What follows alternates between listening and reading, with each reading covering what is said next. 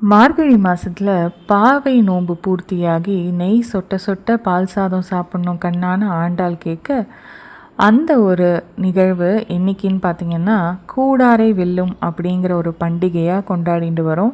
அன்னைக்கு பெருமாளுக்கு பிரசாதமாக அக்கார அடிசல் அப்படிங்கிற ஒரு ஸ்வீட்டை தான் நம்ம செய்கிறோம். இது ரொம்ப நல்லாயிருக்கும். இன்றைக்கி இதை செஞ்சு காமிக்கிறது என்னோடய அம்மா. வாங்க ரெசிபிக்குள்ளே போகலாம். 3/4 கப் அளவுக்கு பச்சரிசி எடுத்துக்கலாம். எந்த கப் எடுத்துக்கிறோமோ அதே கப் அளவுக்கு நெய், முந்திரி பருப்பு, பச்சை கற்பூரம், கொஞ்சம் ஏலக்காய், அதுக்கப்புறம் கொஞ்சோண்டு பாசிப்பருப்பு ஒரு 2 டேபிள் ஸ்பூனு. எந்த கப்பில் எடுத்துட்டோமோ அதில் 3 கப் அளவுக்கு வெல்லம், துருவின வெல்லம். இப்போ நம்ம பச்சரிசி 3/4 கப் எடுத்துருக்கோமா, அதுக்கு மேலே அந்த பாசிப்பருப்பு போட்டால் 1 கப் அளவுக்கு வரணும். இதுதான் கணக்கு.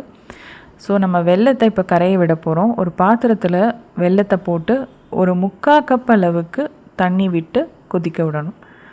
இது பாகு பதம்லாம் தேவையில்லை, நல்லா கரையட்டும் வெல்லம். அது பாட்டுக்கு ஒரு சைடு கரையட்டும். நம்ம ஒரு வாணலியில் இப்போ அரிசியும் பருப்பையும் வறுத்துக்க போகிறோம். செவக்க வறுக்கணும்னு அவசியம் இல்லை, கை பொறுக்கிற சூடு வந்தால் போகிறோம்.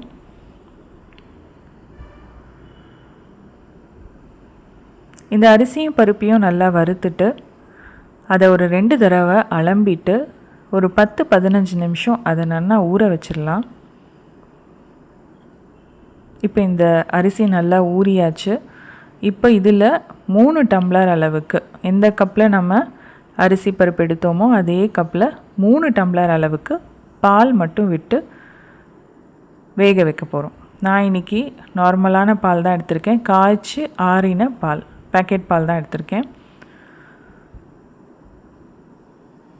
குக்கரில் இந்த பாத்திரத்தை வச்சு மேலே ஒரு தட்டு போட்டு மூடி, கனமான ஒரு பாத்திரமோ இல்லை இந்த மாதிரி ஒரு கிண்ணத்தில் தண்ணி வச்சு மேலே வெயிட் ஆட்டம் வச்சிட்டிங்கன்னா மேலே பொங்கி பொங்கி பால் வழியாமல் இருக்கும். இப்போ இந்த பக்கம் பார்த்திங்கன்னா பாகு மாதிரி நல்லா கரைஞ்சி வெல்லம் வந்துடுத்து. இந்த ஸ்டேஜில் நம்ம ஆஃப் பண்ணிடலாம். ஒரு வாணலியில் 2 டேபிள் ஸ்பூன் அளவுக்கு நல்லாவே உண்டுன்னு நெய் விட்டு முந்திரி பருப்பை நம்ம வறுத்துக்கலாம்.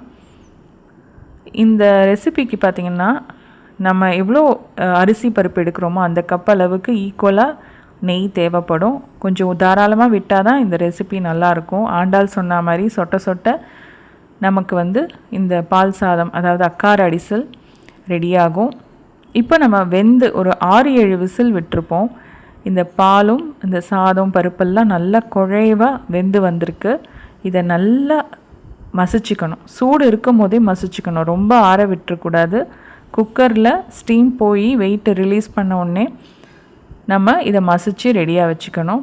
இப்போ ஒரு அடிகனமான பாத்திரத்தில் 2 டம்ளர் அளவுக்கு பால், அதாவது எந்த கப்பில் எடுத்தோமோ அதே கப்பில் 2 டம்ளர் அளவு பால் எடுத்து அது சூடான உடனே நம்ம மசிச்சு வச்சுருந்த இந்த சாதம் பருப்பு இருக்கு இல்லையா, அதை அதில் போட்டு நல்லா மிக்ஸ் பண்ணணும்.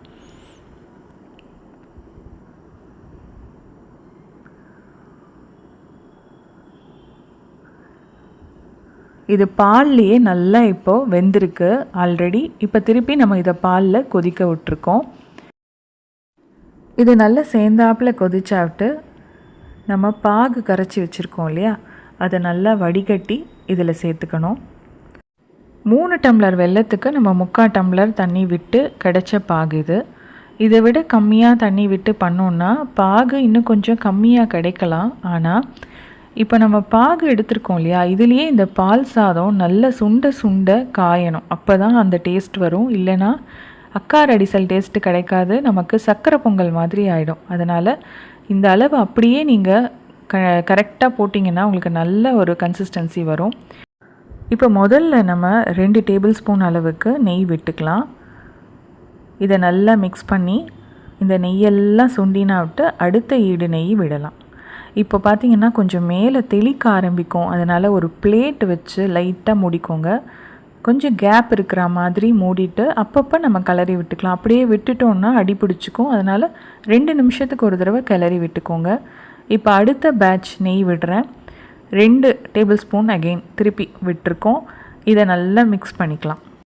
மார்கழி மாதம் முழுவதும் நோன்பு இருந்த பாவை நோன்பு இருந்த ஆண்டாளும் அவர் தோழியும் இந்த நாள் அதாவது 27ஆம் நாள் மார்கழி மாதத்தில் 27ஆம் நாள் வந்து விரதத்தை பூர்த்தி செஞ்சு கண்ணபிரானுக்கு இந்த அக்கார அடிசலை நைவேத்தியம் பண்ணினதா ஒரு ஐதீகம் இருக்குது.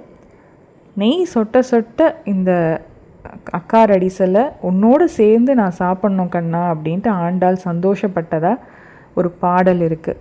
அதனால் இந்த கூடார வள்ளி அப்படின்ட்டு ஒரு நாள் இருக்குது. ஆக்சுவலாக பார்த்தா கூடாரை வெல்லும் அப்படின்னு தான் உண்மையான பேர்.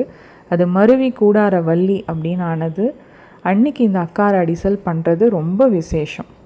இது அப்படியே ஸ்டெப் பை ஸ்டெப்பாக பண்ணிங்கன்னா ரொம்ப அருமையான ஒரு ஸ்வீட் இது. அப்படியே ஃபாலோ பண்ணிவிட்டு எப்படி வந்ததுன்னு எனக்கு கமெண்ட் பாக்ஸில் சொல்லுங்கள். இது கிட்டத்தட்ட ஒரு 7-8 தொன்னை வரும். நான் வந்து முதல்ல காமிச்சேன் இல்லையா வீடியோவில், அந்த அளவுக்கு ஒரு தொன்னை ஒருத்தர் சாப்பிட்லாம். அந்த அளவுக்கு பார்த்திங்கன்னா ஒரு 7 தொன்னை 8 தொன்னை வரும். இப்போ நான் லாஸ்ட்டு அந்த ஒரு டம்ளர் எடுத்து வச்சுருந்த நெய் வந்து மொத்தமாக இதில் விட்டாச்சு. எவ்வளோ நல்லா வத்தி போயிருக்கு பாருங்கள். இந்த கன்சிஸ்டன்சி பார்க்குறதுக்கு சக்கரை பொங்கல் மாதிரி இருக்காது, பாயசம் மாதிரியும் இருக்காது. ரெண்டுத்துக்கும் நடுவில் ஒரு கன்சிஸ்டன்சி இது.